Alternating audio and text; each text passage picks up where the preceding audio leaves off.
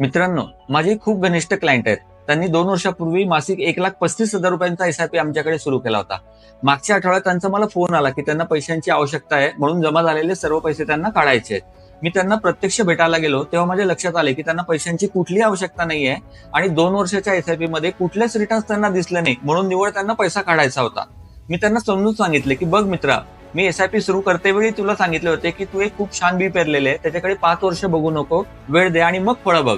त्यावेळेस तू होई म्हणाला होतास, मग आताच मध्ये तुझा संयम का तुटू देतोय?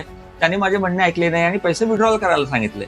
मी त्याला तसे करूनही दिले, पण विड्रॉ करते वेळी त्यांनी मला सांगितले की आपण या एसआयपीला आता पुन्हा दीर्घ मुदतीसाठी कंटिन्यू ठेवू. मी फक्त हसलो, काहीही बोललो नाही. पण एक सत्य सांगू मित्रांनो, हे गृहस्थ पुन्हा 1-2 वर्षात मला फोन करतील आणि पैसे विड्रॉ करून द्या म्हणून सांगतील. कारण त्यांना कितीही समजून सांगितले तरी long term, averaging, compounding, wealth creation हे त्यांच्या समजण्याच्या पलीकडचे आहे. अन्यथा कुठलीही आवश्यकता नसताना पहिल्या वेळेसही त्यांनी पैसे काढले नसते.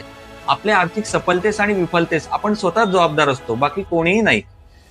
ते खूप मोठा वार्षिक प्रीमियम असलेली व्याजावर आधारित पॉलिसी जी आहे ते भरत राहतील, पण वेल्थ क्रिएशनचे चान्सेस जिथे सर्वात जास्त आहेत त्याला सेव्हिंग अकाउंट सारखे युज करतील. अशा गोष्टीमुळे आपण आर्थिक स्वातंत्र्य कसं काय प्राप्त करणार? बरोबर ना?